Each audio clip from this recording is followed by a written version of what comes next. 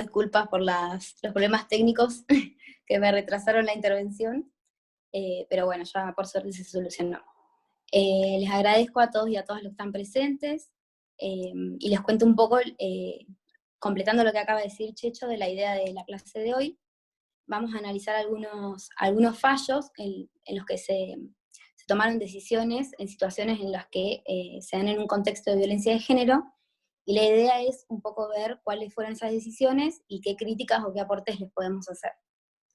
Les adelanto que algunas cuestiones por ahí parecen retrasar la lucha feminista, pero bueno, la idea es justamente que podamos hacer un análisis crítico y que podamos ver qué más podemos aportar, aparte de lo que finalmente se decidió.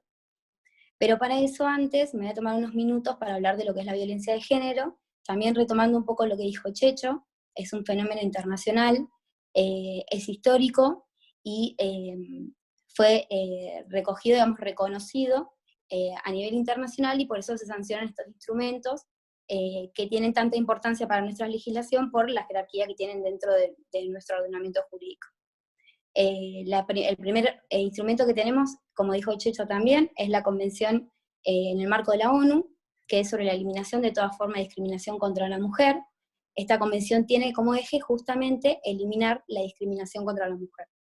La discriminación contra la mujer en esta convención se trata con el término sexo, porque es del 79, todavía no había un avance como tenemos hoy en día en la construcción del concepto de género. Por eso habla de sexo, pero se tiene que comprender que el término actualmente que debería tener esa convención es el de género.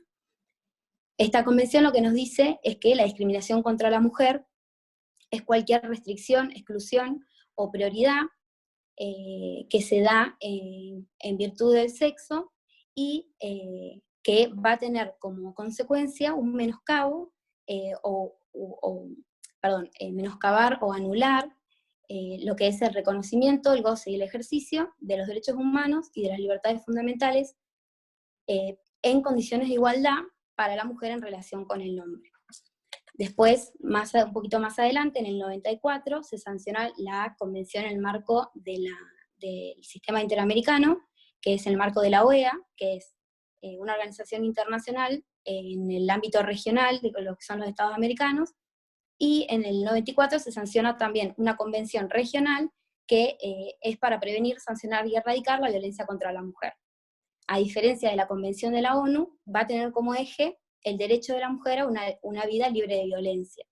Tienen, digamos, enfoques diferentes, pero la finalidad es reconocer la existencia de esta problemática y que los estados tomen medidas para afrontarla. En base a la Convención de Belém do Pará, que es la Convención Interamericana, se sanciona en nuestro país, en el año 2009, la ley 26485, que es la que lo que hace es garantizar a nivel interno los derechos que ya estaban garantizados y protegidos en la Convención Interamericana. Esta ley nos da una definición de violencia de género que es bastante amplia, que incluso va un poco más allá de la definición que nos trae la Convención, que yo se las voy a decir y la vamos a desarmar un poco como para comprenderla mejor. Según nuestra ley, que me faltó decir que es titulada como la Ley de Protección Integral de la Mujer, esta ley va a definir a la violencia de género como cualquier conducta, acción u omisión que de manera directa o indirecta, tanto en el ámbito público como en el privado, y basada en una relación desigual de poder, afecte la vida, la libertad, la integridad física, psíquica, psicológica, sexual o la seguridad personal de la mujer. La violencia de género puede ser cometida tanto por particulares como por agentes del Estado, e incluso hay una tolerancia por parte del Estado que también es reprochada por esta convención y por nuestra ley interna. Entonces, volvemos a empezar. Es cualquier acción, omisión o conducta. Esta es una recepción amplia de lo que es la idea de la violencia, porque muchas veces la violencia se manifiesta de formas que tal vez no son tan visibles, pero que existen igual, que han sido invisibilizadas. Entonces, es importante que la ley recepte tanto las acciones como las omisiones, y cualquier tipo de conducta que pueda afectar de esta manera a la vida o la libertad o la integridad de una mujer. También recepta la forma directa e indirecta de la violencia. La forma indirecta de violencia tiene que ver con poner a la mujer en una situación de desventaja respecto del varón. Reconoce la existencia de la violencia en el ámbito público y en el privado. Esto también es un avance importante, porque históricamente se trató el tema de la violencia como la violencia doméstica en el ámbito privado, en el que el Estado había una idea de que el Estado no tenía que intervenir en el ámbito privado. En cambio, con este reconocimiento vemos que no solo pasa en el ámbito privado y que el Estado debe intervenir, sino que además tenemos violencia en muchos otros ámbitos, que van a ir más allá de la relación de familia, sino que van a tener que ver con el ámbito, por ejemplo, en lo laboral, en lo institucional, en el ámbito de la salud, en el ámbito de los medios, en el ámbito del deporte. La violencia de género está presente en todos lugares. Y ahora vamos a ver por qué. Bien, entonces, como dijimos, puede darse en cualquier ámbito y está basada justamente en una relación desigual de poder. En este sentido, tenemos que entender que la violencia de género se basa justamente en una histórica desigualdad en las relaciones de poder en perjuicio de la mujer. Es una desigualdad que es estructural y que funda y perpetúa justamente la violencia. Históricamente, a nivel mundial, y de forma sistemática, los derechos de las mujeres fueron violados, transgredidos o desconocidos. Y todo esto responde justamente al sistema patriarcal que nos rige. Este sistema patriarcal se basa en la idea de la inferioridad de la mujer y va a traer como consecuencia que se la subordine y entonces se la violente. El ejercicio de la violencia de género, avíseme si voy muy rápido, que por ahí no nos veo porque estoy con el celular y por ahí arranco y bueno. El ejercicio de la violencia se ejerce como una herramienta de poder y de dominación, ¿sí? Un acto de violencia es un acto disciplinador que lo que intenta es ir, digamos, corregir, entre comillas, a la mujer que se sale del estereotipo de género que está construido socialmente. Es decir, la mujer tiene que cumplir con determinados parámetros, debe recluirse a lo privado, debe a lo doméstico, su función social tiene que ver con la reproducción y el cuidado de la familia, ¿no? Este es el estereotipo de género que existe. Entonces, cuando la mujer se corre de ese estereotipo, se ejerce violencia sobre ella para disciplinarla y volverla a cumplir con su rol dentro de la sociedad. Entonces, como empecé diciendo al principio, la violencia de género va a tener su origen en estas relaciones desiguales de poder, y que están generadas por una cultura que socializa a las mujeres como inferiores y a los varones como superiores, y a la vez está tolerada y también perpetrada y favorecida por un Estado que a través de las leyes o de las medidas que toma, desprotege a la mujer de las consecuencias violentas justamente que tiene esta desigualdad. Les pido que si alguien tiene alguna pregunta, directamente activen el micrófono y la hagan, porque no veo el chat ni nada, y por ahí no quiero que se queden con alguna pregunta, si podemos seguir avanzando. Entonces, en definitiva, el problema de la violencia de género es un problema público y que atañe a toda la sociedad, ¿sí? Y que tiene que ver justamente con estos valores que tenemos estructurados y con ideas que tenemos naturalizadas, ¿sí? Porque nuestra socialización ha sido creyendo que el hombre es superior a la mujer y que la mujer, al ser inferior, está subordinada y de esta manera es violentada y discriminada. La violencia, la discriminación y la desigualdad son tres conceptos que se nutren mutuamente y que nos traen estas consecuencias tan violentas que hace algunos años se empiezan a visibilizar un poco más, pero que existen desde siempre. Entonces, la propuesta es realizar o iniciar procesos de deslegitimación de la violencia, que son diferentes niveles de acción, a nivel individual o a nivel colectivo, que lo que van a buscar es desarticular esas ideas que tenemos naturalizadas y remitirnos a sus orígenes para comprenderlo y a partir de ahí poder construir un nuevo marco de una igualdad real entre hombres y mujeres. ¿Sí? Acá necesitamos que la acción sea tanto individual como colectiva, porque son justamente ideas que están en la estructura de cada uno de nosotros. Y para eso vamos a necesitar de la perspectiva de género.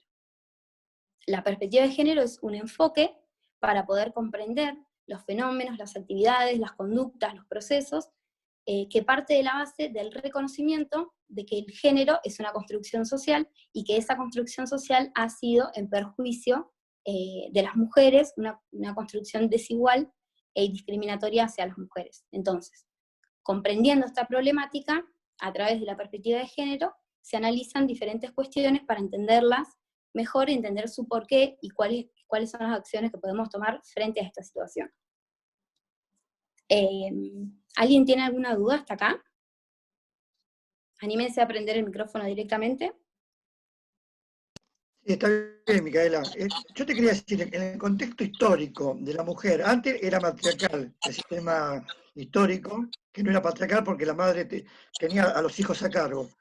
En lo que fue las casas de brujas de Salem, que eran para que los hijos vayan a la guerra o vayan a trabajar como empleado, le puso un estereotípico a la mujer y la perseguían como bruja para que saquen ese poder patriarcal que tenían las mujeres de antaño, para así doblegar a los hijos y llevarlo a la guerra o llevarlo al trabajo sin el consentimiento de la madre, porque la madre era protectora de lo que era la familia. Como era matriarcal, la madre en sí era la que llevaba todas las cuestiones familiares. Yo tengo entendido que es así, no sé si históricamente es así, y después la cambiaron por las casas de brujas de Salem, que decían, al no permitir que los hijos vayan a la guerra o vayan a trabajar, le acusaban de bruja para que así entreguen a los hijos al sistema, ya sea de trabajo o de guerra que utilizaban a los hijos. No sé si es así.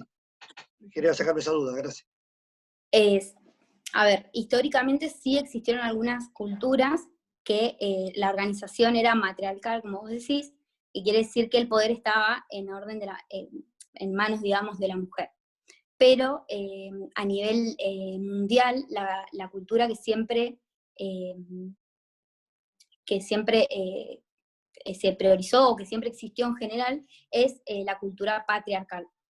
Las culturas matriarcales sí han existido, pero son las menos, y la verdad no sé concretamente en el caso que vos me planteás, pero sí, a nivel mundial, históricamente, el modelo que siempre estuvo presente es el patriarcal. O sea, el modelo matriarcal es casi de excepción, no vamos a desconocer su existencia, pero generalmente es un modelo patriarcal, en el que el hombre es el que tiene el poder sobre su familia, y la mujer está subordinada a ese poder del hombre. Acá tenemos la diferencia sexual del trabajo, en la que el hombre es el que tiene que encargarse de salir, proveer, el hombre es el fuerte que trae o que provee al hogar, mientras la mujer se tiene que quedar en ese hogar cumpliendo con su función natural o biológica, que tiene que ver con su capacidad de reproducción, que es su función en la sociedad patriarcal, ¿no? Sí existen sociedades matriarcales, pero en su mayoría históricamente siempre estuvimos hablando de un sistema patriarcal. Gracias, yo más o menos era para enfocarlo más o menos el tiempo de las brujas de Salem, que era norteamericana o Inglaterra, que ahí fue donde más le sacaron lo poco que quedaba matriarcalmente, se la sacaron a las madres para utilizar a los hijos y bueno, por lo que estuve diciendo. Gracias. Sí, hay una cuestión. Capaz más bien todo lo que fue la casa de brujas, o inclusive con la construcción o con la edición del Maleus Maleficarum, fue más que nada, eso sienta las bases más bien de una especie de justicia inquisitorial, más bien, que después además se replica en muchos tipos de colectivos, no solamente en el de las mujeres, sino bueno, en cualquier colectivo que pueda individualizarse. Apagate el micrófono. Individualizarse y activar el aparato punitivo del Estado contra él. Básicamente eso, más que nada como la construcción de ese modelo, vamos bien por ese lado. Activate, Mica, porque te desactivé yo. Listo, sí, gracias. Sí, eso la casa de brujas era inquisidor por el tema de la iglesia. Está bien, gracias.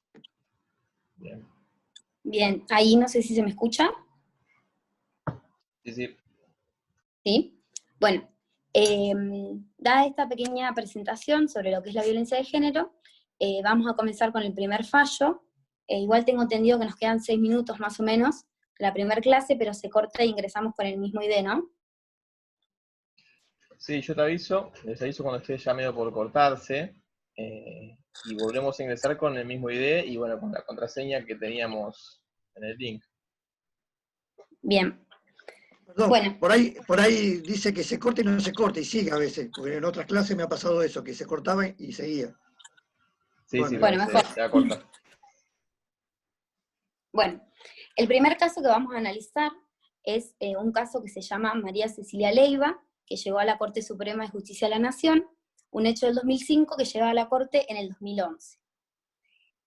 Acá les voy a proponer un pequeño ejercicio, la idea que más o menos lo hacemos así en clase por lo general, pero bueno, ahora me faltaría el pizarrón para ir anotando, pero la idea es, yo les voy a ir contando los hechos y las pruebas que hay en la causa, para ver si se animan a ir calificando los hechos según estas pruebas que les voy contando, para que veamos cuál fue la decisión final y a ver cuál es la crítica que le podemos hacer.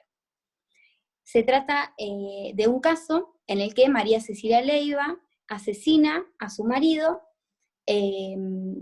asestándole una puñalada, digamos, pero con un destornillador en la zona del tórax que le produce la muerte.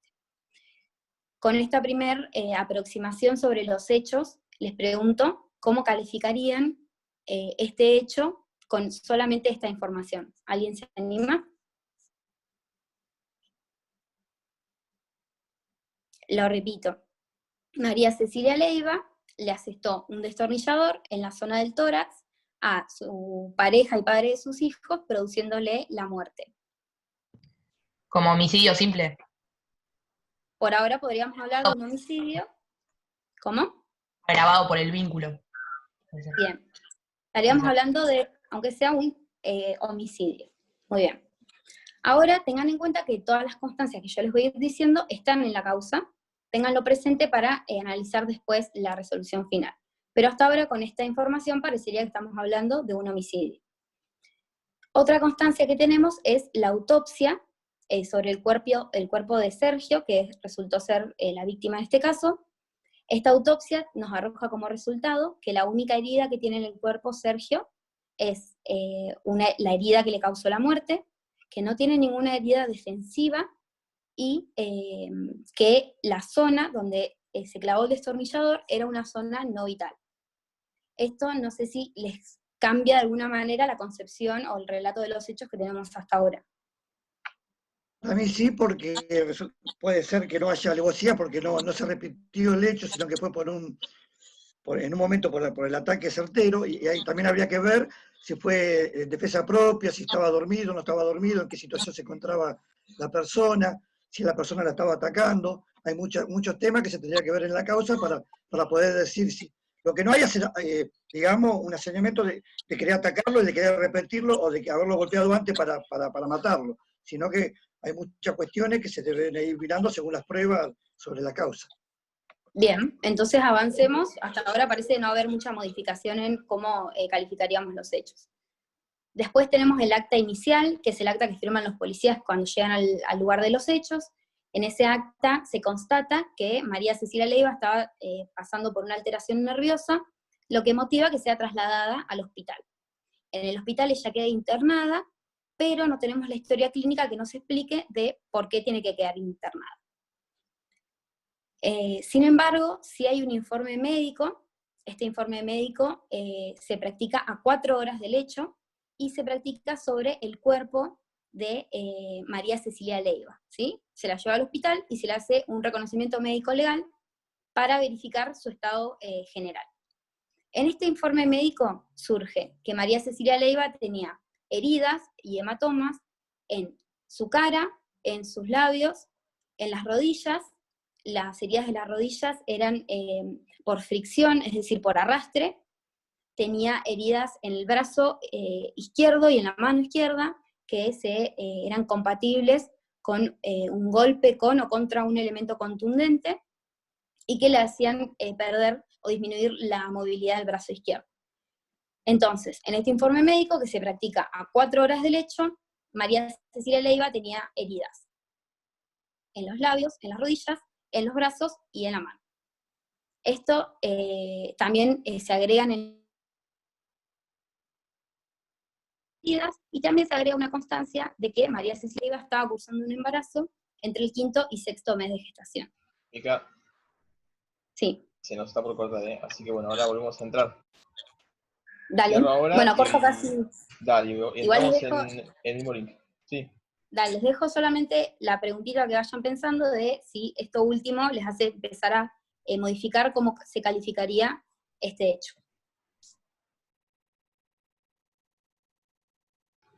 Bueno, entonces retomo la pregunta. ¿A alguien le parece que las constancias que estoy hablando del informe médico puede hacer cambiar la forma de calificar los hechos, o les empieza a hacer ruido algo? Yo creo que se podría comenzar a hablar de una legítima defensa. Muy bien. En ese caso. Podría Muy bien. también pensarse en un homicidio emocional porque la maltrataba.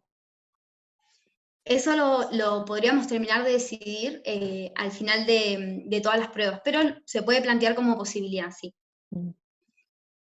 Bien, entonces, tenemos hasta ahora la autopsia, que la única herida que tenía era el puntazo mortal, y que no tenía ninguna herida de defensa, y que el puntazo había sido en una zona no vital. Tenemos las constancias del acta de inicio, que constata la alteración nerviosa que tenía Cecilia y la necesidad de trasladarla al hospital. El informe médico que se hace sobre el cuerpo de ella, que denota todas estas heridas, y que por lo menos nos hace empezar a cuestionarnos la posibilidad de que haya habido una legítima defensa, o por lo menos un estado, si se quiere, de emoción violenta. Como les había adelantado, Cecilia queda internada por una semana y no se agrega su historia clínica. Entonces no sabemos qué es lo que motivó la necesidad de que haya quedado internada. Sí sabemos que esas eran las heridas que presentaba, pero no sabemos por qué necesitó seguir internada. Ahora, también en la causa hay agregadas declaraciones testimoniales. Estas declaraciones testimoniales dicen que, las voy a dividir en 3 grupos. Hay un grupo de declaraciones testimoniales que dicen que cuando Cecilia sale del domicilio no tenía ninguna herida, que no vieron que estuviera lastimada. Hay otra declaración testimonial que dice que vieron que cuando Cecilia sale del domicilio se tropieza y se cae. Bien, estas declaraciones testimoniales les hacen cambiar o les modifica o tiene alguna influencia sobre las heridas que hablamos del informe médico.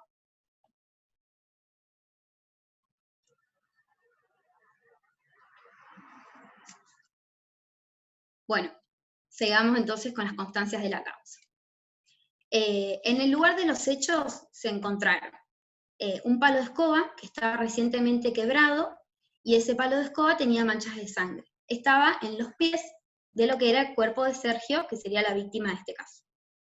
También se encontraron cuchillos alrededor del cuerpo de Sergio, que simplemente estaban desparramados ahí, no habían sido utilizados. Sabemos que Cecilia lo que utiliza es un destornillador. Pero ténganlo presente para el final del análisis. Tenemos un examen médico que se hace a 15 horas de la aprehensión de Cecilia. Lo que se intentaba constatar era si ella estaba en condiciones de prestar declaración. Este examen médico dice que, según el informe de la psicóloga, Cecilia se encuentra en un estado de crisis emocional y que no estaba en condiciones de declarar hasta el momento. El informe psicológico al que hace referencia ese examen médico, digamos, que dice que ella no está preparada para declarar, nos dice que Cecilia estaba cursando una situación de crisis de angustia por el suceso que había acontecido, que Cecilia había manifestado que no había sido su intención asesinarlo, sino que fue producto de repetidos episodios de violencia física y verbal. Y hay un dato también importante que surge de este informe, en el que Cecilia menciona que un año antes de ese hecho había perdido un embarazo como consecuencia del abuso físico realizado por su pareja. Y que en esta oportunidad sintió que tanto ella como su bebé, o la vida de ella y la de su bebé, estaban en riesgo y reaccionó sin medir las consecuencias en el medio de una pelea en la que ella era golpeada y su vida se encontraba amenazada. Todo esto son constancias de la causa. Bien, otras pruebas que se agregaron a la causa son pericias psiquiátricas. Tenemos una primera pericia psiquiátrica que se hace a los 3 meses del hecho, en la cual se entrevistan con Cecilia, y Cecilia seguía con síntomas de depresión, cursando angustia y dolor. Entonces, esta pericia lo que hace es diferir la entrevista para más adelante, esperando a que se despejen estos síntomas para poder llegar a una mejor conclusión. Pero adelanta las conclusiones, la perito que interviene en este caso, y nos dice que los hechos transcurren en un estado de emoción violenta, nos dice que no se observan parámetros que denoten una falta de control en los impulsos de Cecilia, y que su conducta posee rasgos obsesivos. Quédense con esta última frase más que nada, que su conducta posee rasgos obsesivos. Sin perjuicio de que la pericia no estaba completada, teníamos esos elementos. A los 6 meses se hace una nueva pericia. En esta nueva pericia hay participación de un perito de parte, y se concluye que Cecilia seguía depresiva, triste y angustiada, que había sido víctima de una pareja agresora, lo que le provoca un sentimiento de vulnerabilidad y sumisión, que se transmite actualmente cuando ella relata que lo extraña. ¿Sí? Y hay una conclusión del perito de parte, que se las voy a leer porque no quiero cambiar alguna palabra, que dice: se puede interpretar la conducta homicida de la imputada dentro del marco de la relación de opresión, de sometimiento, utilizando al opresor una violencia sistemática para lograr su objetivo, la subordinación ciega. En estos vínculos alienantes y enajenantes, en que la asistida no era dueña de sus acciones, la respuesta de ella a esa violencia no puede entenderse más que como una reacción emocional violenta. Bien. También tenemos otra declaración testimonial, este sería el tercer grupo de declaraciones testimoniales, que hace referencia a que la persona que declara tenía conocimiento de las peleas, los conflictos que había en esta pareja, y que tenía conocimiento también de una denuncia previa que Cecilia le había hecho a Sergio por violencia de género. Bien. Recuerden que todo lo que yo les estoy diciendo son constancias que están en la causa. También se tiene que valorar cuál fue la actitud de Cecilia después del hecho. Ella pide ayuda desesperada, estaba a los gritos. En ese momento ella no podía abrir la puerta, ni podía salir por la ventana, porque la ventana tenía rejas y la puerta estaba cerrada con llave. La puerta de su casa, ella no tenía llave. Lo que hace es forzar la puerta, incluso hay constancias de que tanto la puerta como la ventana habían sido forzadas por dentro para intentar abrirla, porque ella estaba desesperada pidiendo ayuda, e incluso le estaba sosteniendo la herida, tratando de que no pierda más sangre y poder levantarlo para llevarlo al hospital. Recién, con la ayuda de unos vecinos que forzaron esa puerta, se puede abrir y puede salir para poder pedir ayuda y poder trasladarlo, digamos, al hospital. Quédense con este dato: Cecilia no tenía llave para abrir la puerta de su propia casa. Bien, y por último, también tenemos, obviamente, la versión de Cecilia de qué es lo que pasó. Ella lo que va a hacer es explicar que se fue dando una situación de violencia que iba escalando, que ella en un momento intentó salir de la casa, que él la trajo y la encerró, y que en un momento le estaba pegando con el palo de escoba. ¿Bien? Entonces, espérenme que les voy a mandar una imagen para que puedan abrir.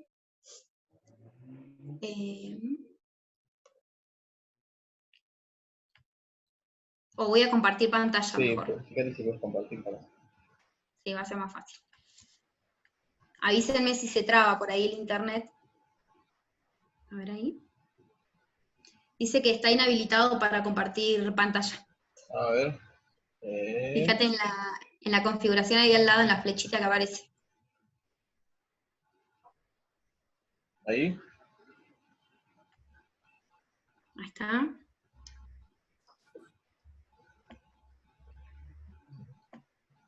Bien. ¿Ahí se ve bien? Mi precario cuadrito. Sí, va bien. Bien.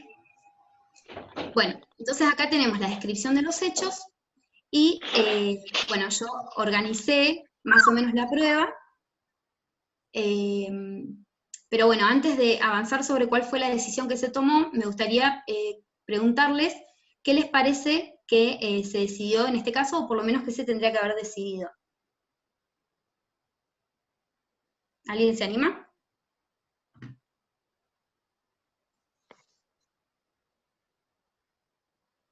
Un homicidio emocional por el estado de emoción violenta que surgen de las pericias psiquiátricas y médicas. Bien, ¿alguna otra idea? ¿Creen que puede haberse tratado de un caso de legítima defensa, como decían hoy? Sí, Yo yo creo creo que que sí. están dados los presupuestos para poder hablar de una legítima defensa. Muy bien. Bueno, en este caso, la decisión fue condenar a María Cecilia Leiva por el delito de homicidio, descartando la versión de la defensa, que en este caso había alegado una legítima defensa. ¿Cómo se toma esta decisión? Yo les puse este cuadrito, me parecía importante que lo puedan ver así, como para poder contrastar cuáles son las constancias que podrían estar a favor de la legítima defensa, que serían las de la derecha, y cuáles son las constancias que podrían descartar esta decisión, ¿no? Que fue lo que finalmente se hizo. ¿Por qué se decidió de esta manera? Lo que se hizo fue darle una prioridad arbitraria a estas declaraciones testimoniales, que son las que decían que cuando Cecilia sale del domicilio no estaba lastimada, o en todo caso que se podría haber lastimado cuando se tropezó y se cayó.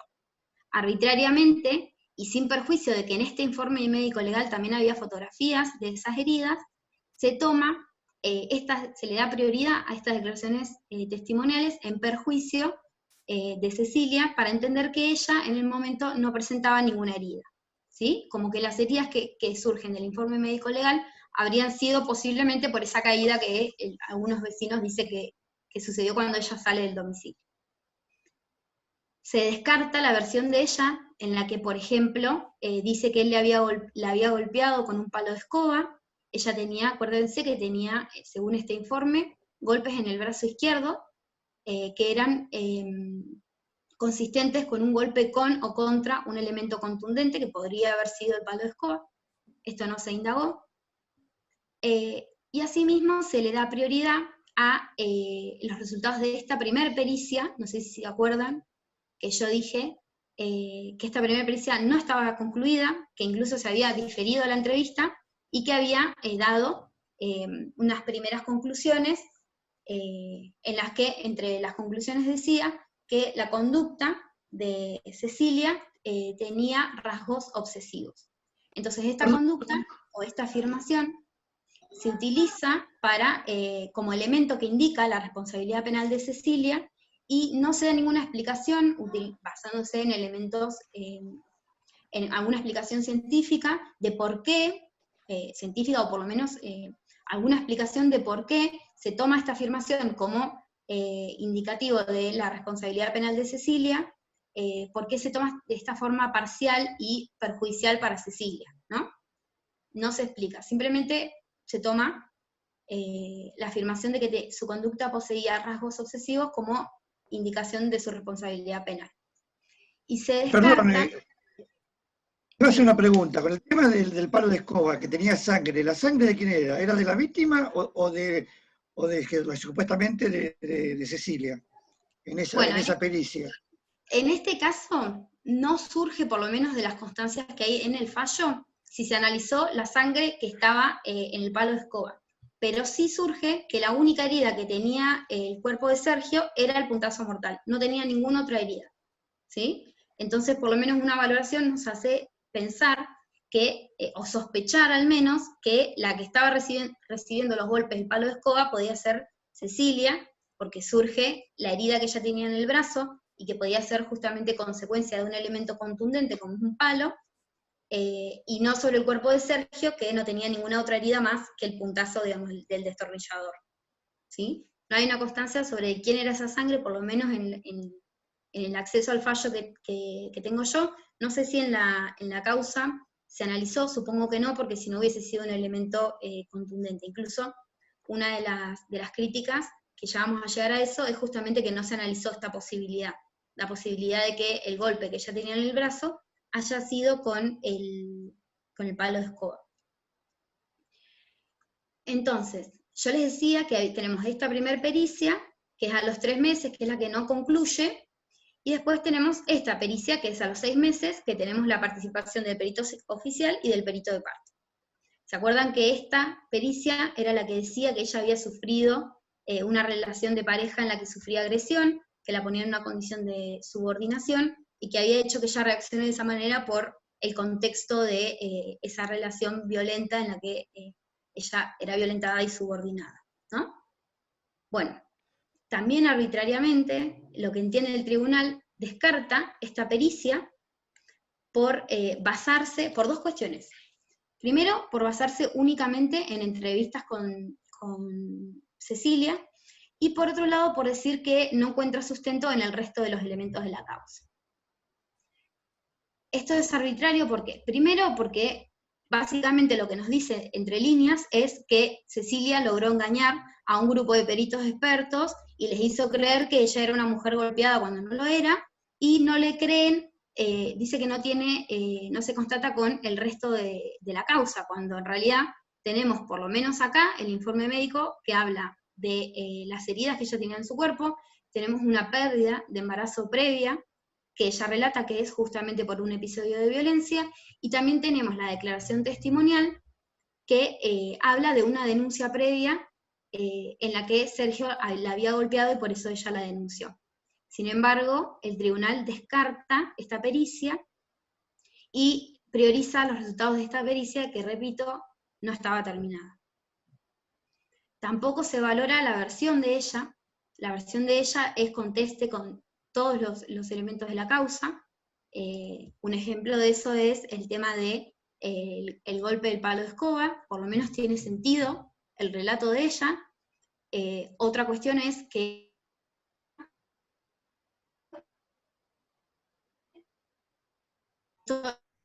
porque ella no tiene llave para poder abrir la puerta estaba forzada por dentro, pero ella no había podido salir ni por la puerta ni por la ventana, que también tenía señales de que había sido forzada.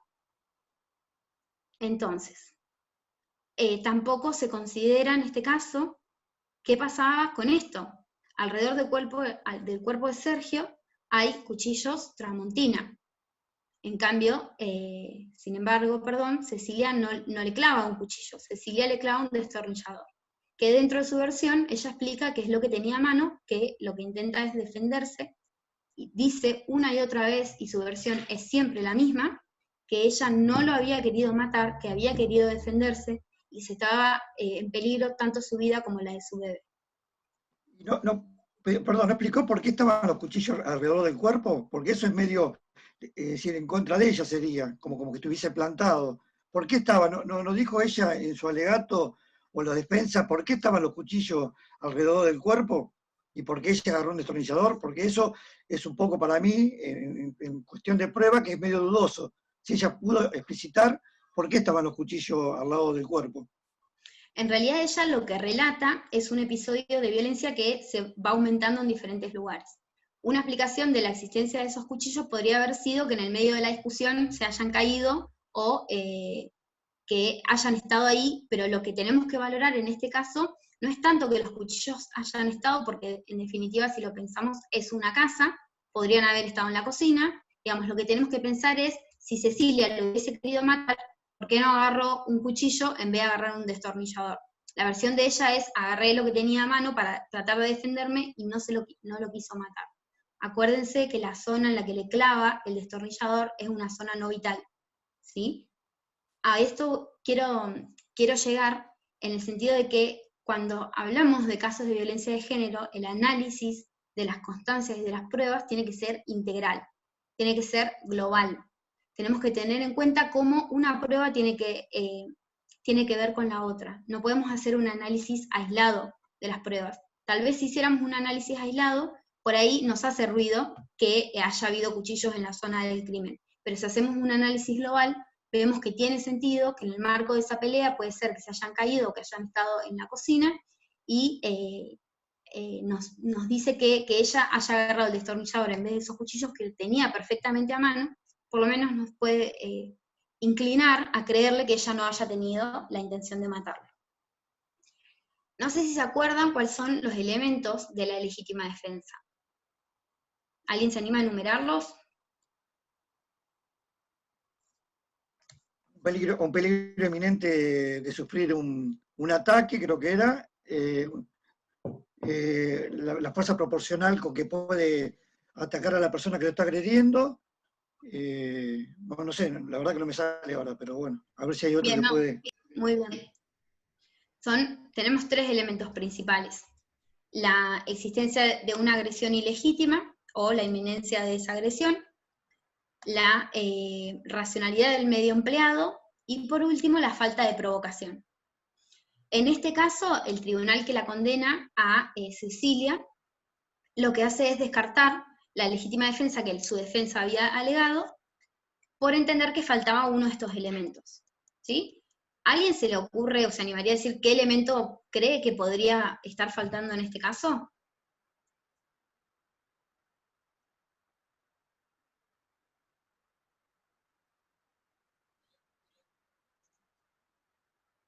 ¿Podrías repetir los 3 elementos? Falta de los La 3 existencia elementos. de Sí. una agresión ilegítima, o la inminencia de esa agresión, la racionalidad del medio empleado, y la falta de provocación de esa agresión. La No, racionalidad para mí de- se dan los tres elementos. Para vos se dan los 3 elementos. Para mí también. Pero el tribunal entendió que hubo uno de estos 3 elementos que no se dio. ¿Alguien se anima a arriesgar a ver cuál podría haber sido ese elemento que no estaba? Puede ser que haya entendido que faltaba el ataque inminente por no tener en cuenta lo del palo de escoba, que en realidad había sido así, digamos, él la estaba atacando. Se me ocurre eso. No sé. Bien. Para Sí. mí que provocó el ataque. Bien. O sea que faltaría el elemento de la falta de provocación. Bueno, en este caso el tribunal lo que entendió es que no había existido una agresión ilegítima.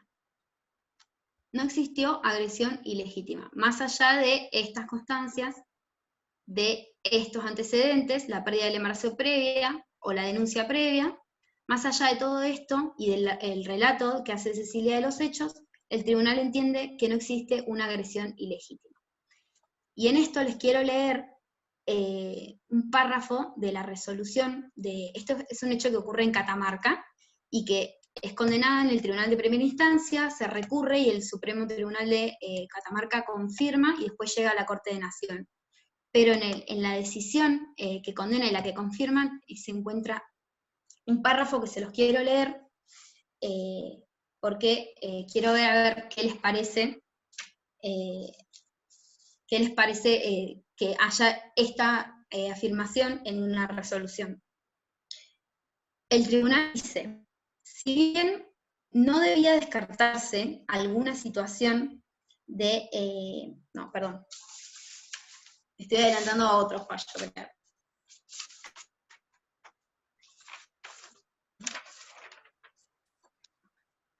Ahora sí, perdón. Aún si hubiera habido agresión ilegítima, María Cecilia Leiva se sometió libremente a la violencia y por ello no puede invocar lo que consentía como motivo para eximirse de responsabilidad penal por matar al agresor. Esto es un párrafo textual de esta resolución. ¿Qué es lo que nos está diciendo esta resolución? Que Cecilia, por permanecer en su hogar, estaba consintiendo los golpes y que por consentirlos no podía usarlo ahora a su favor para decir que se estaba defendiendo. Esto es lo que nos dice este párrafo. Y lo que nos dice es le exige a Cecilia que ella debería haber tomado otras medidas, debería haber frenado la violencia de otra manera, y que ella, al consentir, escuchen por favor, se sometió libremente a la violencia. Esto es lo que dice este párrafo. ese lugar común o el famoso, bueno, ¿por qué no se fue? Pero bueno, en este caso expresado por el máximo tribunal de la provincia de Catamarca, o sea, como mucho más grave, ¿no? Exactamente. Esto es lo que nos está diciendo un tribunal que la condena, ¿sí? La crítica, digamos, que podemos hacer en este caso, además de la valoración arbitraria de la prueba, es que evidentemente, y sin perjuicio de haber existido todo tipo de prueba que acreditaba que Cecilia se había defendido de una agresión, la existencia de una agresión ilegítima que no era únicamente de ese día, que venía de antes, que era sistemática, que era constante, que ella ya había denunciado, que ya había tenido las consecuencias de hacerle perder un embarazo. Ella en ese momento estaba embarazada de nuevo, eso no es menor, porque vio el mismo peligro que ya había sufrido, lo vuelve a ver en una situación, vuelve a ver amenazada su vida, se intenta defender. En este caso, ¿qué tenemos? Un tribunal o una decisión que se confirma, o sea, 2 veces se desprotege a Cecilia como víctima de la misma forma de la que se la desprotegió cuando ella hizo la denuncia previa. ¿Sí? Hay una falta de perspectiva de género, en este caso, que lo que hace es evidenciar una invisibilización o negación de la problemática de la violencia de género y trae esta idea de que hay una corresponsabilidad entre, digamos, de esa violencia, hay una responsabilidad también por parte de la víctima. Está diciendo que ella consintió esos golpes y en ningún momento nos preguntamos por qué Sergio la estaba golpeando y por qué el Estado no estuvo presente cuando ella hace la denuncia. Tampoco se cuestiona en ningún momento del fallo la falta de libertad que tiene Cecilia en ese vínculo. Repito, Cecilia no tenía llaves de su propia casa. En ningún momento se cuestiona esto. No hay ningún testigo más allá de una única testigo que es la que hace mención a la denuncia previa. No hay ningún testigo que hable de cómo era esa relación familiar, un testigo que sea cercano. La testigo que menciona esto es una vecina. No hay nadie que hable que tenga conocimiento sobre la intimidad familiar. Insisto, no estaba la historia clínica que nos explique por qué ella tuvo que quedar internada una semana. No se hace claramente un análisis contextual de todas las pruebas, porque fíjense el contraste entre cuántas pruebas teníamos a favor de la existencia de una legítima defensa y cuánta prueba podría interpretarse en contra, y arbitrariamente se inclina la balanza hacia el lado izquierdo, que sería que ella lo atacó porque quiso, dolosamente. Tampoco ni siquiera se habló de una situación de emoción violenta o alguna situación que pudiera disminuir las responsabilidades en ese caso, también se descartó. Tenemos en este caso una discriminación de género. ¿Por qué? Porque a Cecilia se le está exigiendo o se le restringe, digamos, arbitrariamente su derecho a defenderse de esas agresiones y se le exige o se elevan los parámetros para, digamos, para que ella pueda ejercer esa violencia, ¿sí? Por eso hay una discriminación, porque a ella, por ser mujer, se le exige más que debería haber tenido otra conducta, o no debería haberse defendido de la forma en que lo hizo. Bueno, para terminar un poco, en este caso, lo que tenemos que tener en cuenta es que cuando hay un contexto de violencia de género, tenemos que los parámetros tradicionales del derecho penal se tienen que cuestionar y se tienen que abordar con una perspectiva de género. Esto lo vamos a ver en el próximo fallo, pero la perspectiva de género por lo menos hubiese obligado en ese momento a hacer el análisis global y comprender que había habido hechos pasados que habían llevado a Cecilia a tal vez sentir el peligro de otra manera. Tal vez lo sentía más grande porque ya había sido víctima de eso en el pasado. Y eso en este caso no se analizó. Incluso una de las críticas que hace el procurador es que no se realizaron pericias para verificar si ella podría sufrir lo que se llama el síndrome de la mujer maltratada, que tiene, digamos, influencia en la forma de responder de las mujeres que sufren violencia de género, en la forma de responder esos ataques, digamos. Que es importante porque hay que entender que el peligro que ella podría haber sentido en ese momento lo podría haber sentido de una forma significativamente mayor a como lo percibiría otra persona, justamente por tener características compatibles con este síndrome de la mujer maltratada. No se indagó al respecto, sin perjuicio de que, como señala el procurador de la Corte en su dictamen, había elementos, por lo menos en las pericias psiquiátricas, que serían compatibles con este síndrome, ¿sí? Sin embargo, tampoco se indagó sobre esto. Un último comentario sobre este fallo. Antes que nada, les digo que la Corte Suprema de Justicia revoca la sentencia y devuelve para que el Tribunal de Origen dicte un nuevo pronunciamiento, digamos, pero estamos hablando de un hecho del 2005 que llega en el 2011, o sea, 6 años después se revoca la sentencia, ¿sí? ¿Y cómo llega a la Corte Suprema de Justicia de la Nación? No llega por que se haya cuestionado la violación de la Convención Americana, la de Belém do Pará.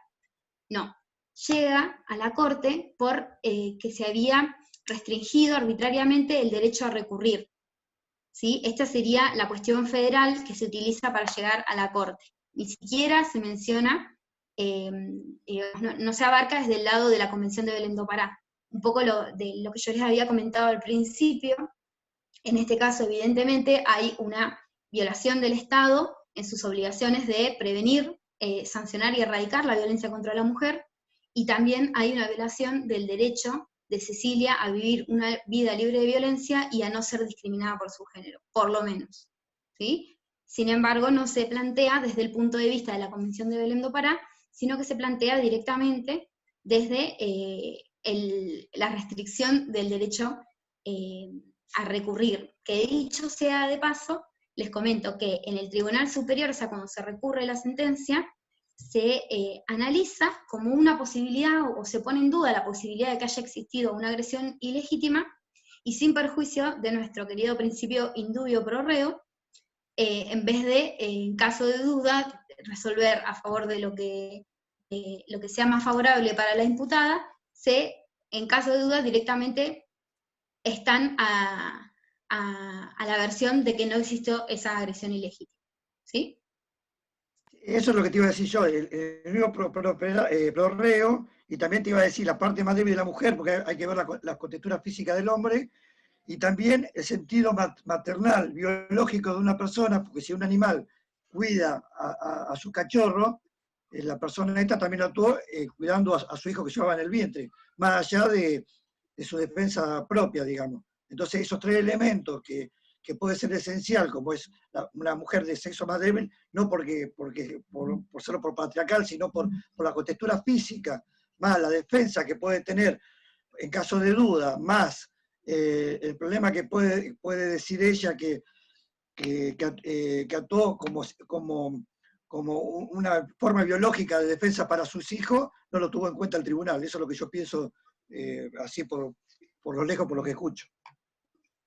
Bueno, en realidad la perspectiva de género nos hace pensar que cuando hablamos de una mujer no hablamos necesariamente de un instinto materno, o tampoco hablamos necesariamente de que ella haya sido, su contextura física haya sido menor a la de él, o sea, eso en realidad no está en discusión.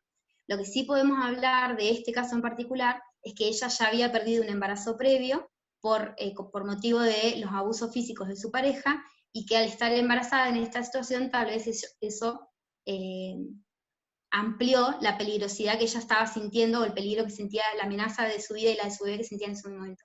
Pero no por ser mujer y por tener una contextura menor, y tampoco por ser madre por una cuestión biológica.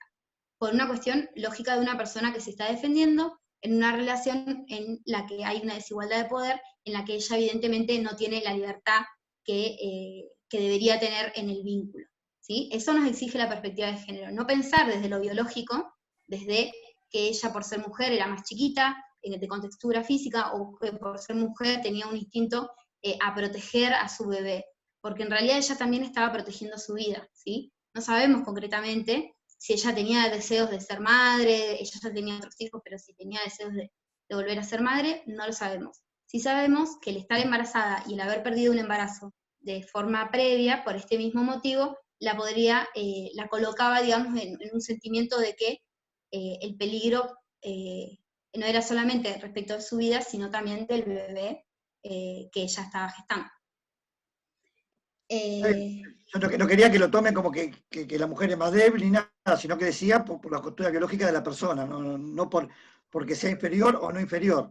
No sé si Una pequeña cuestión capaz ahí, sí. Yo más que nada concuerdo con lo que señala Erika. En realidad, la construcción de lo que se dice instinto maternal, digo, no tiene una raíz biológica, sino más bien cultural, que obedece también a estos mismos paradigmas que estamos tratando en sí de repensar, ¿no? Porque digo, el instinto maternal en sí no existe, sino que es más bien una construcción, una categoría que no existe a nivel animal, a nivel animal. Vos defendés tú, si vos no tuvieras ninguna ley, ninguna parte cultural, el sentimiento maternal del hombre animal fuera de la cultura yo para mí sí tendría realidad, cosas, porque si el animal cuida a su cría sin tener los valores del hombre o el conocimiento del hombre, lo cuida por la misma capacidad humana o la misma presencia animal para cuidar a su cría. Yo calculo que el hombre, si no tiene ninguna cultura, también cuidaría a su descendencia o por instinto de animal, no de cultural, estoy diciendo yo. No sé si me entiende. No sé si Mica querés responder vos o hablo yo.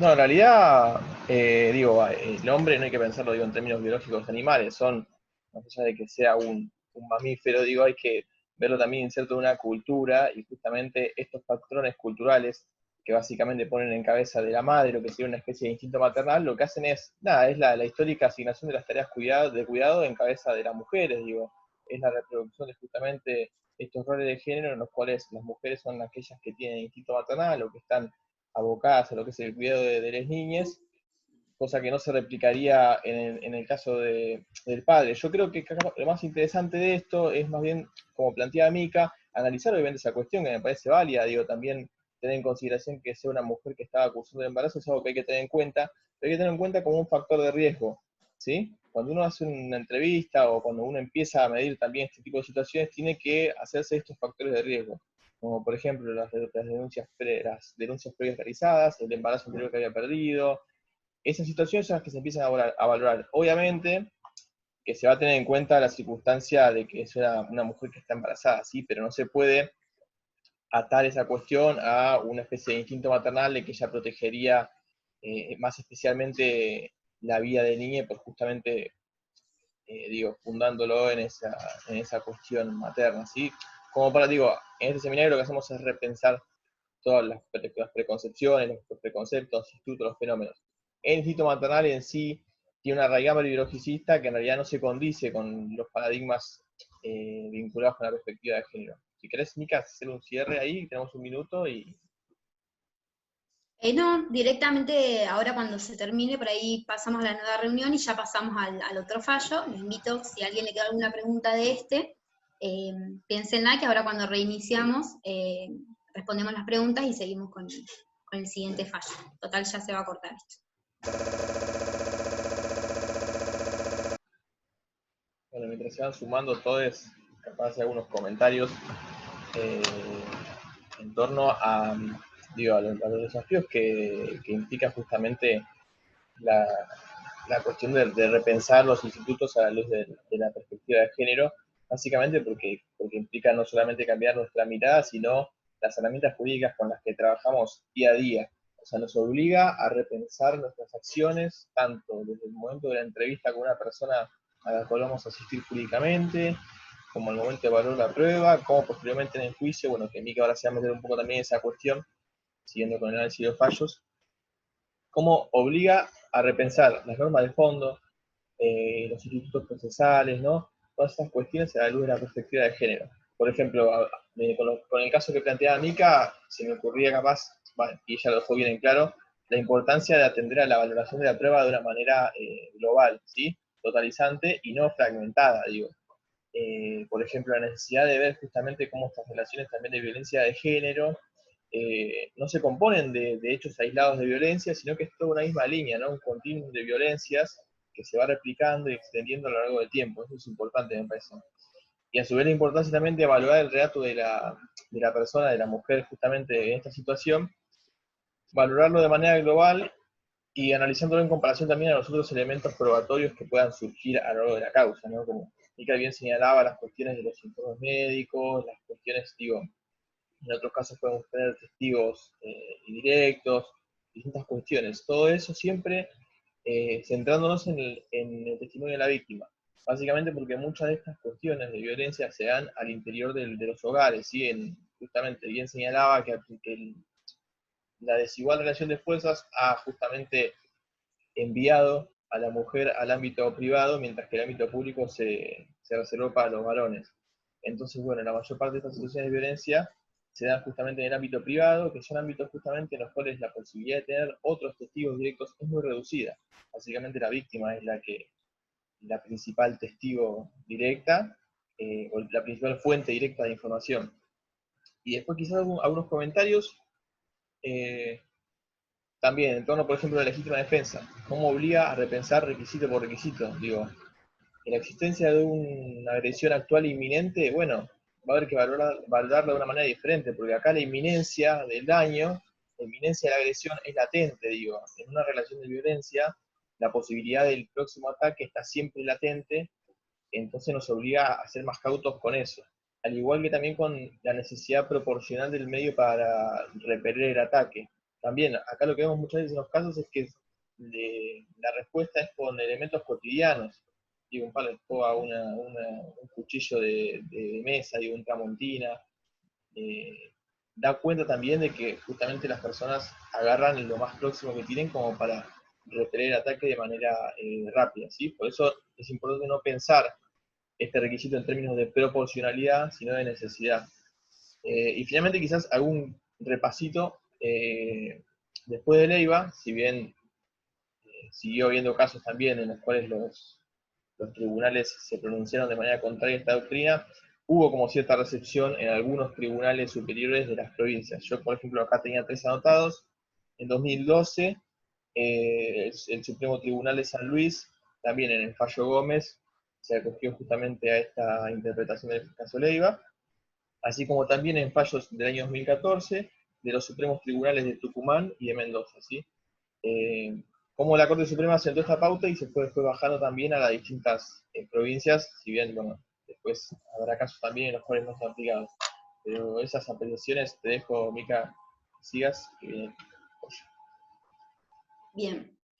Sí, justamente en línea de lo que decía Checho, en el sentido de algo se adelanta en este fallo Leiva de no tomar las formas tradicionales o los requisitos tradicionales para entender que hubo o no legítima defensa, sino que se tiene que hacer un análisis global que permita entender la situación o el contexto de violencia que ella estaba sufriendo. Y en este sentido yo les traigo un caso nuevo, es una decisión de la Corte Suprema del año pasado. Esto lo vamos a subir todo a la página de la cátedra, por ahí al final damos un pequeño tutorial por si alguien no está en el seminario y le interesa acceder a esta información de cómo lo puede hacer. El fallo es RCE del año 2019, la decisión de la Corte Suprema de Justicia de la Nación. Hoy le comentaba a Checho de que, bueno, por ahí justamente la existencia de un fallo como Leiva, por ahí nos da la esperanza de que las cosas comienzan a cambiar, empezamos a ver que algunos tribunales toman estas decisiones y por ahí nos da la esperanza de que también lo van a hacer en todos los casos en los que haya violencia de género. Pero lamentablemente les traigo un fallo del 2019 en el que estamos en la misma situación. Es un caso en el que una mujer es condenada en primera instancia por lesiones graves y había asestado un cuchillo en el abdomen a su pareja y padre de sus hijos. Esta agresión, digamos, no tuvo como consecuencia la muerte, sino una lesión grave, y ella es condenada por este motivo. Ahora, ¿cuáles son los hechos que relata? El caso es RCE, son las iniciales de ella, RCE. Si ponen RCE 2019 Corte Suprema les va a aparecer. Igual después se los vamos a subir. En este caso, ¿cuáles son los hechos?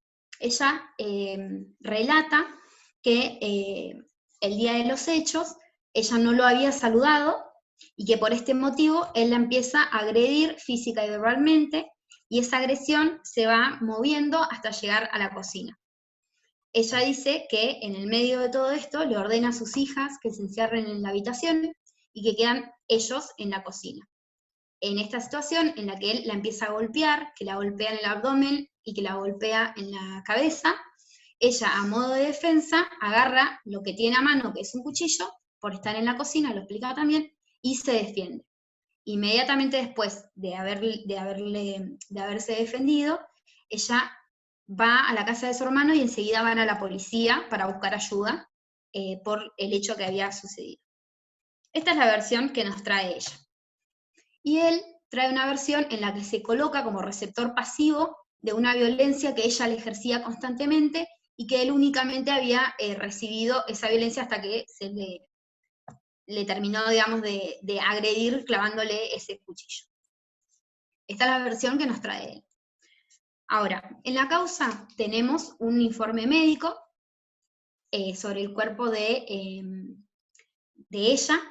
En este informe médico surge que ella tenía heridas y dolor a la palpación en la zona abdominal, pero no surge ninguna herida en la zona de la cabeza.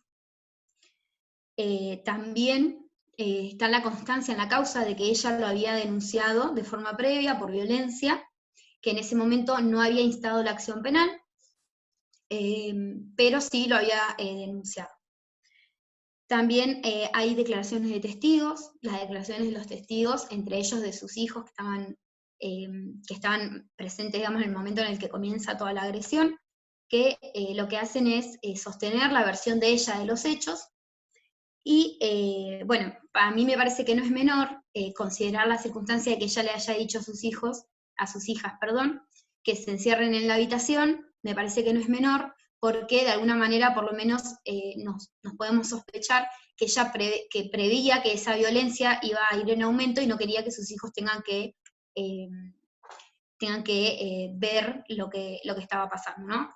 Pero esa es una valoración personal. Pero sí tenemos la existencia del examen médico, que tenía lesiones en el abdomen, ella había dicho que la había golpeado en el abdomen, la existencia de una denuncia previa que no estaba en discusión, que ella lo había denunciado previamente por violencia, y la versión de los testigos. Sin embargo, el tribunal en este caso decide no creer la versión de ella, tampoco cree del todo la versión de él, sino que lo que concluye el tribunal, por la contradicción entre las versiones, es que se trató de una más de sus peleas. Y hago así con las manos porque es increíble que tengamos estas cosas en las decisiones judiciales, pero están, y por eso las tenemos que ver y las tenemos que criticar. Acá separé otro párrafo para leerles, que me parece que es importante, que este es el que me mandé a leer antes. El tribunal lo que dice en este caso es: si bien no debía descartarse alguna situación de hostigamiento, no pudo afirmarse con certeza una agresión de él a ella que le permitiera comportarse como lo hizo, cuando podría haber actuado de otra manera. Acá tenemos otra vez lo que vemos en el fallo Leiva: exigimos a la mujer que no reaccione, que acepte ese acto disciplinador de violencia, que lo acepte, que se quede ahí y en todo caso que se vaya. Pero si se queda, debería haber actuado de otra manera. Pero aparte, hay otro párrafo que dice: si bien no descreo que haya recibido golpes de su marido, tampoco descarto que haya hecho propia la ley del talión. ¿Sí? Me está diciendo ojo por ojo, diente por diente, ¿sí? Se golpeaban mutuamente. Hay un desconocimiento y una negación total de la existencia del fenómeno de la violencia de género. Se entendió que ellos estaban en una situación de agresión recíproca, desconociendo que había una existencia de una denuncia previa, que ella tenía una dependencia, ella y sus hijos, tenían una dependencia económica de él, eso no estaba en discusión, y también tenemos las lesiones del día del hecho, que les voy a comentar qué es lo que se interpretó de ese informe médico. Lo que dice el tribunal es: interpreta en contra de la versión de ella que en ese informe médico no haya habido constancia de los golpes de la cabeza. Lo que dice es que la forma en la que ella relata los hechos, no se, digamos, la entidad de la golpiza que ella relata, no tiene, no encuentra, ¿cómo se me fue la palabra? Bueno, no concuerda con los resultados del informe médico, porque el informe médico decía que tenía heridas en el estómago, pero que no tenía heridas en la cabeza. Entonces, como no tenía heridas en la cabeza, no le creen la versión de ella. Y lo digo con este tono porque realmente no lo puedo creer, pero bueno, hay que creerlo y hay que criticarlo. Y otra cosa que se repite en este caso es que al tener una contradicción de las versiones y al tener dudas, tampoco se resuelve a favor de lo que sería más favorable para la imputada en este caso. Eso es otra demostración de una discriminación de género y también una falta de perspectiva de género porque se niega la relación de subordinación que ella tenía con su pareja, siendo que lo había denunciado previamente, que no había instado la acción penal, o sea, el Estado ya le falla también en esta oportunidad, porque no le brinda las herramientas mínimas de asistencia como víctima de una situación de violencia de género, le falla una vez y le falla de nuevo. De alguna manera esto también desalienta que se hagan denuncias o que se atraviesen procesos penales, porque cuando vemos que cuando una mujer se anima a atravesar el proceso penal, nos encontramos con párrafos como estos que nos dicen que se somete voluntariamente a la violencia, que debería haber actuado de otra manera o que aplica la ley del talión. Pero lo que está bueno para este caso, que les recomiendo, yo no me quería extender mucho con esto porque sé que por ahí se hace muy pesado, pero el procurador en su dictamen, que hace antes de que la Corte resuelva, hace un análisis muy interesante de todas las contradicciones que hay entre las versiones de ellos, y incluso en la misma sentencia, cómo se contradice el propio tribunal al momento de resolver. Hace un análisis muy interesante sobre eso que les invito a que lo lean si les interesa. No me voy a detener sobre eso, pero sí me voy a detener en lo que tiene en cuenta justamente el procurador para emitir su voto, por el cual se termina revocando también la sentencia que le había condenado y se remite para un nuevo pronunciamiento. El procurador trae a colación lo establecido en la ley 26485, que es justamente el derecho a la amplitud probatoria que tiene una mujer que es víctima de violencia de género.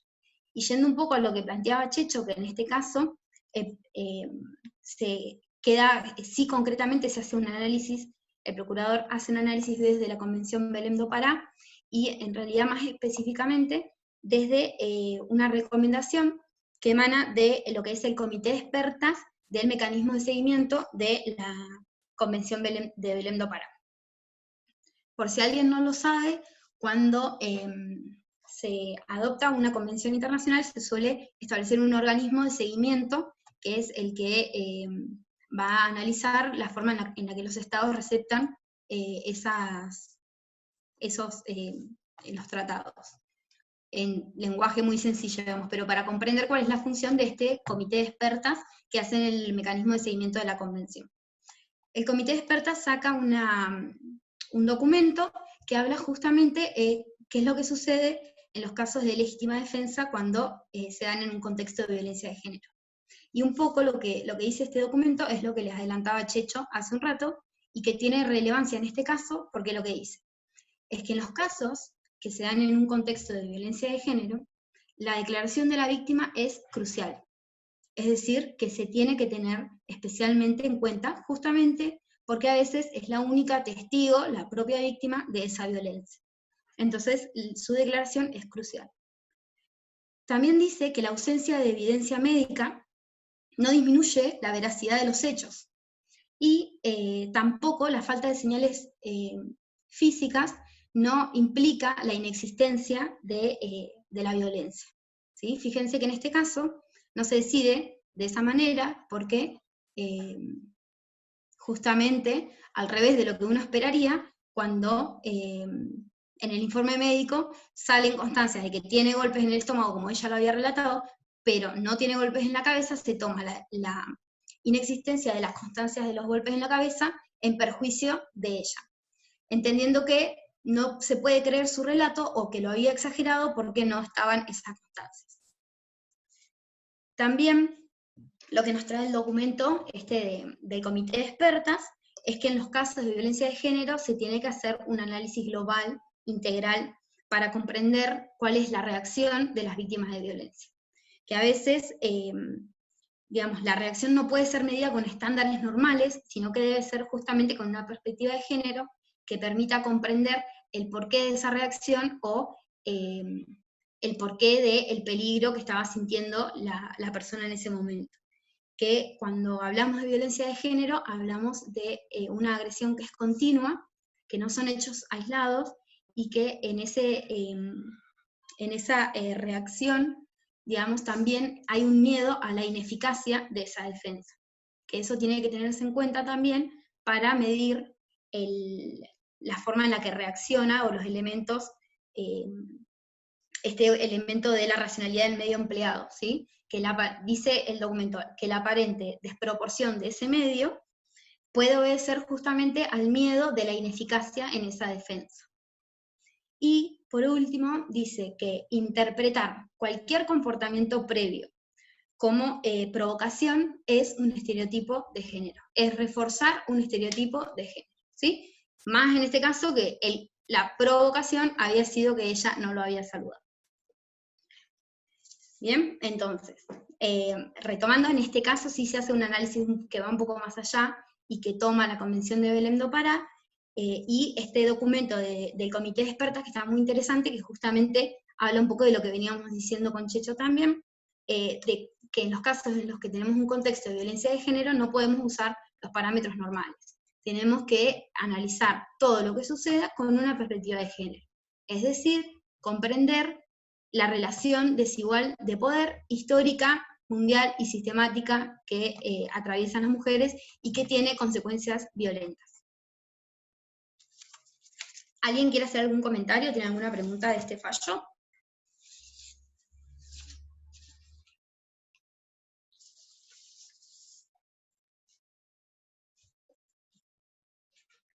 ¿No?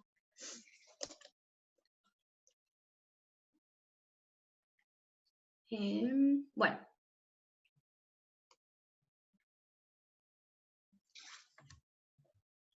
Por último, vamos a pasar a analizar otro instituto de nuestro derecho. La idea era analizar dos fallos, pero como se hizo medio tarde, me voy a quedar con uno y el otro les voy a dejar el comentario para que si quieren acceder a ese fallo, lo pueden hacer para verlo y cualquier cosa me pueden consultar. Otro fallo que es relevante en la temática de género tiene que ver con los casos de la suspensión de juicio a prueba, y el fallo que vamos a analizar es el fallo Góngora, con G, desde el 2013 de la Corte Suprema de Justicia de la Nación. Antes de empezar, voy a recordar, por si alguien, no sé si todos cursaron la materia de Derecho Procesal Penal, Derecho Penal 1, por ahí falta o no está tan fresco el tema de la suspensión de juicio a prueba.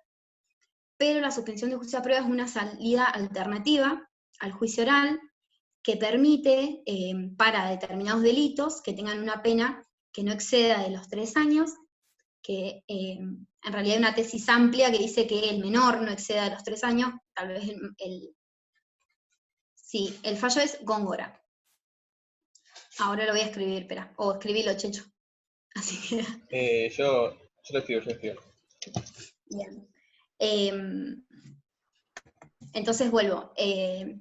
La suspensión de juicio a prueba es una salida alternativa en la que para personas que no tengan antecedentes y que se les esté acusando de un delito que el mínimo, vamos a tomar la tesis amplia, que el mínimo no exceda de los 3 años, y con el consentimiento fiscal se puede suspender ese proceso para que en un plazo de entre 1 año y 3 años, si cumple con determinados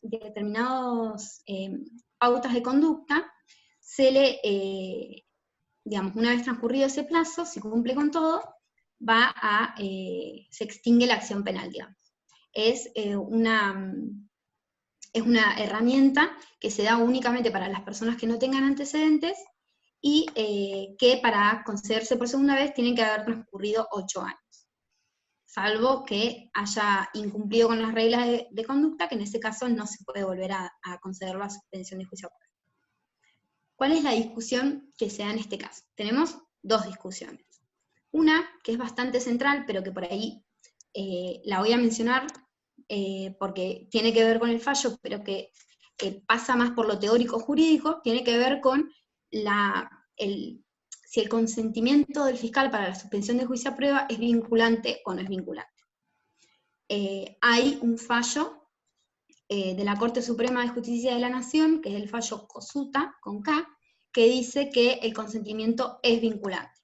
Pero hay un fallo de la Corte de Provincia, que es posterior, y que dice que no es vinculante, que tiene que someterse a un análisis judicial para controlar la legalidad de esa oposición, digamos.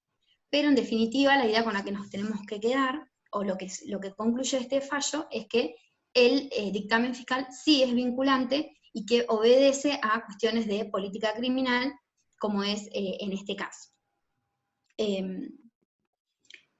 La otra posición decía que la oposición a la suspensión de juicio a prueba solamente puede basarse en la falta, digamos, de cumplimiento de alguno de los requisitos que establece la ley. Esta era la posición que tenían, y que tenía que someterse a un control judicial que justamente verifique la legalidad y la logicidad y la fundamentación de esa oposición. Pero lo que está diciendo la Corte es que sostiene el criterio de la falta, que nos dice que el consentimiento fiscal es vinculante y que justamente están las atribuciones del fiscal, que es el que tiene en su poder el ejercicio de la acción pública, y a la vez que la ley es muy clara cuando establece con consentimiento fiscal, y que interpretarlo de otra forma sería arbitrario y sería para los jueces arrogarse funciones que no les corresponden. Esto es más o menos la discusión que se da respecto del consentimiento fiscal. Vinculante y no vinculante quiere decir que si el fiscal se opone a que se conceda la suspensión de juicio a prueba, la pregunta es si el juez, digamos, en el caso de que el fiscal se oponga, si el juez podría apartarse de esa oposición o si podría concederla aún cuando el fiscal se opuso.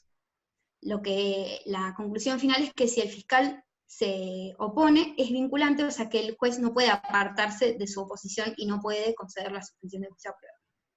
No sé si quedó claro. Mica, te consultan a qué se refiere con vinculante y no vinculante en acuerdo del fiscal.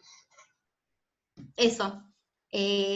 Justamente de que si la oposición del fiscal, el juez se puede apartar de esa oposición o no. Vinculante sería que no se puede apartar de la oposición, y no vinculante sería que sí se puede apartar, y si hay oposición fiscal igual podría conceder.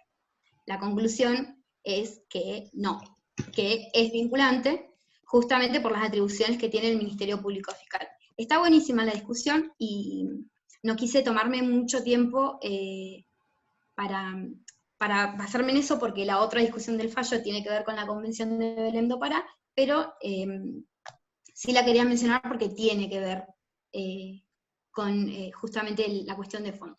Pero es importante que entiendan que la suspensión de juicio a prueba es una solución alternativa, en la que si se cumple, se extingue la acción penal. Entonces, es el aprobatio, ¿no? Digamos, el juicio de aprobatio. Exacto. La probation, sí. La probation, sí. Esa misma. Bien. La otra discusión que tenemos en este fallo es el alcance que tiene el artículo 7 de la Convención de Belém do Pará. ¿Qué dice este artículo? Un poco ya se los había adelantado, que el Estado tiene la obligación de tomar todo tipo de medidas para prevenir, sancionar y erradicar la violencia contra la mujer. Dice que el Estado tiene que actuar con la debida diligencia, justamente a estos fines de prevenir, sancionar y erradicar la violencia contra la mujer, y específicamente lo que está en discusión es el inciso que dice que el Estado tiene la obligación de establecer procedimientos legales, justos y eficaces para la mujer que haya sido sometida a violencia de género y que incluyan medidas de protección, un juicio oportuno y un acceso efectivo a tales procedimientos. Esto es lo que más específicamente entra en discusión en este caso. En definitiva, lo que nos dice la Corte es que la adopción de medidas alternativas al juicio oral en los casos de violencia de género es improcedente. ¿Por qué? Porque va en contra de la obligación o de la necesidad de establecer un procedimiento legal justo y eficaz para la mujer que incluya un juicio oportuno.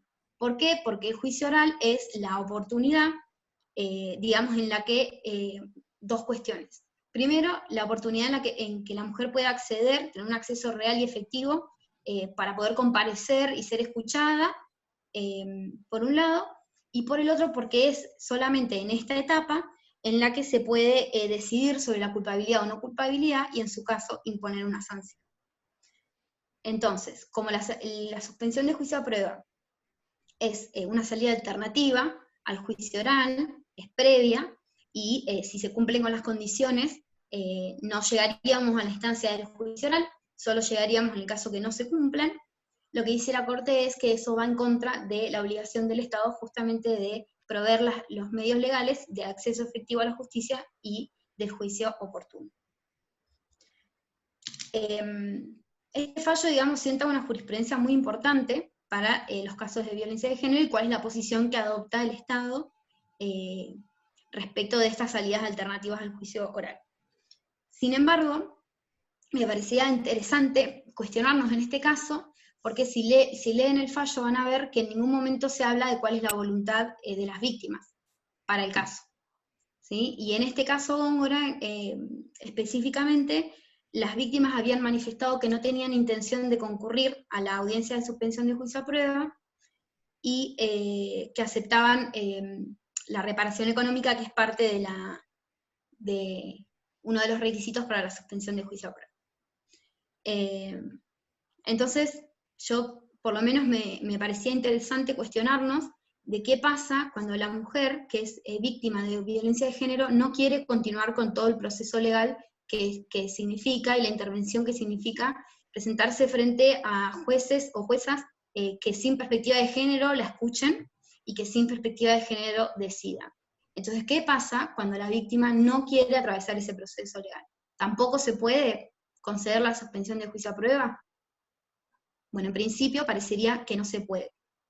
Pero, acá viene el último fallo, que es de la Corte de Provincia, es un fallo del 2018, que es JAH, la causa es P-129-219,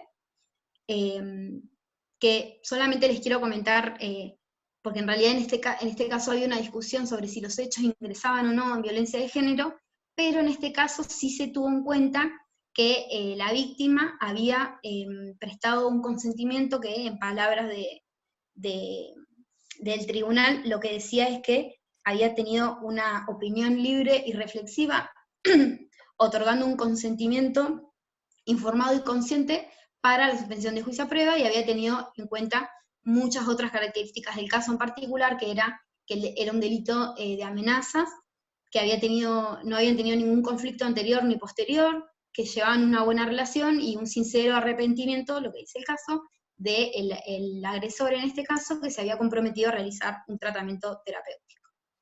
Entonces, en este caso por ahí sí se tiene un poco más en cuenta cuál es la opinión de la víctima, pero a mí igualmente acá lo que me hace ruido es qué tan libre, qué tan informada y qué tan consciente es esa decisión, ¿no?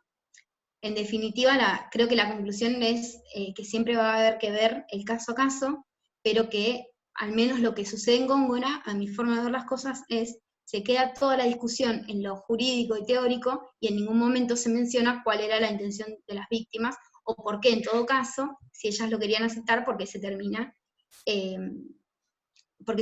descartando la posibilidad de aplicar la suspensión de juicio a prueba.